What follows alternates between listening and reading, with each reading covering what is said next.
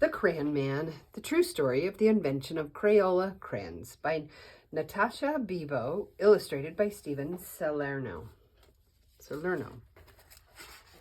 The Crayon Man. Once there was a man who saw color everywhere. He noticed the yellow-orange petals of the black-eyed Susans in his garden. He marveled at the rich scarlet-red tones of the cardinal's feathers. He admired the deep blue-greens of the waves in the sea.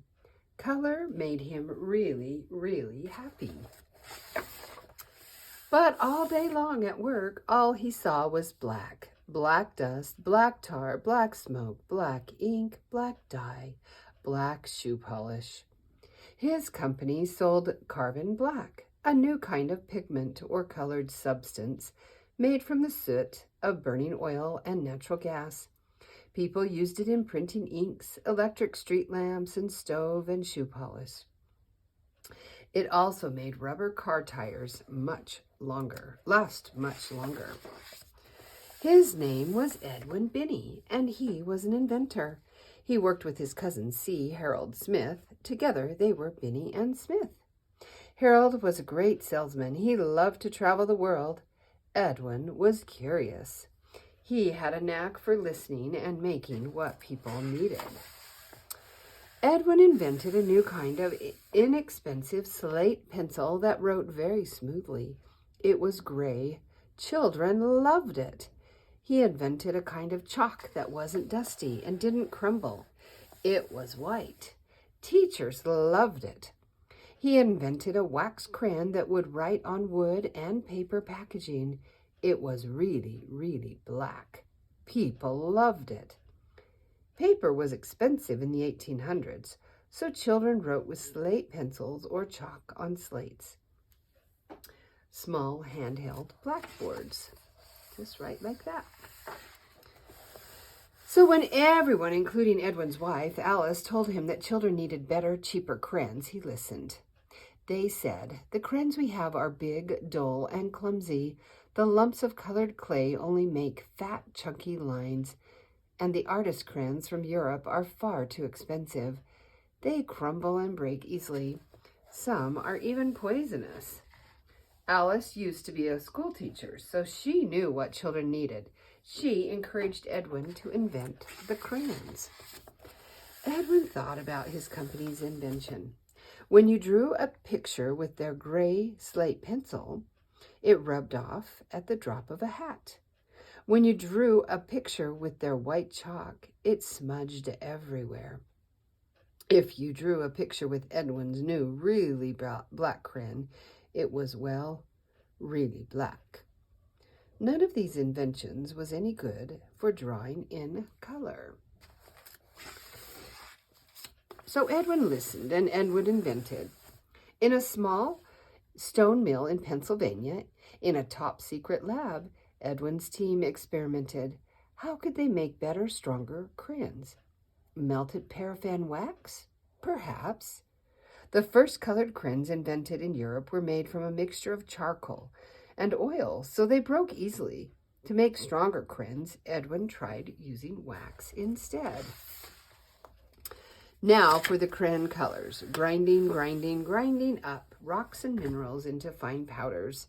Mixing. Slate for gray, earth for yellow, red and brown, perhaps? Oh, yes, the lapis for blue. Pounding, shifting, and heating the colored powders. Would they be bright enough? Edwin's team kept on trying. They kept on experimenting. Ground up rocks and minerals made bright pigments for crayons. Red iron oxide, hematite for red, yellow iron oxide, geothite for yellow, varied shades of red iron oxide for brown, carbon for black, zinc oxide for white, and imported ultramarine made from lapis lazuli for blue. Oh dear, look at all their clothes. They came home covered in color. They experimented some more and discovered a pinch of this pigment, a sploosh of that one, a little hotter, a little cooler, and voila, lots of different shades. Now there were greens, oranges, violets, and pinks too. Edwin came home covered in color. To make orange, green, and violet, chemists blended various pigments and clays. Some minerals changed color when heated, plus the length of time the mixtures were left to cool created different colors too. In a large tub at the mill, Edwin's team measured out the ingredients: melted wax, clay to thicken, something for texture, colored powders, each in just the right amount every time to make a top secret formula. Slowly, carefully stirring by hand, they poured the special formula into thin, crayon-shaped molds, smaller than any other inventor's, just the right size for children's hands. The mixture cooled and hardened. Edwin watched and Edwin waited. Children might eat or chew the crayons and get sick, so Edwin's team experimented to find new, safe, non-toxic colors and materials. Finally, one summer evening in June 1903, Edwin came home colored in color and announced that he'd invented a new kind of colored crayon. But what should he call it? Alice had no idea. She said, let's mix the French word cray for stick of chalk and the word ola from the word oleaginous, meaning oily, like the oily texture of the crayon wax, to invent a new word, Crayola. At Crayola, Edwin listened. Benny and Smith shipped out the first Crayola crayon boxes: red, orange, yellow, green, blue, violet, brown, and black. 8 colored crayons for only a nickel. Edwin waited. Would children like them? Children did. Now they could draw a tiny green caterpillar or the big blue sky. Their drawings wouldn't smudge and they wouldn't rub out. They were bright and could last a long, long time. By the 1900s, inventors had figured out how to make cheaper paper from wood pulp, so children could now draw on paper instead of just slate.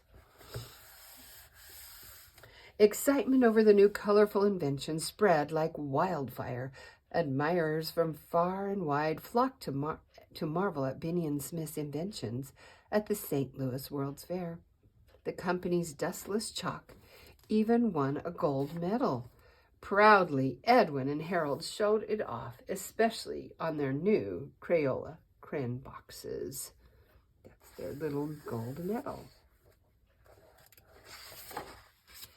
Every day, Edwin brought colorful bouquets from his garden to inspire the Crayola team. They made crayons in even more different shades, and later asked children to help name some of them. Macaroni and cheese, Granny Smith apple, robin's egg blue, tropical rainforest. To celebrate their 19th anniversary, Crayola held a color naming competition. The 6-year-old winner coined tropical rainforest.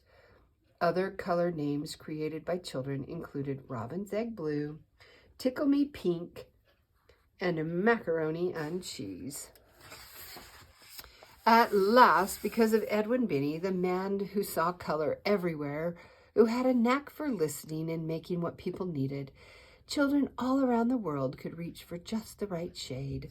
Sunglow, wisteria, jungle green, screaming green, razzmatazz, robin's egg blue, wild watermelon, marvelous, purple mountains, majesty, cadet blue, lavender, timberwolf, to draw anything. The end.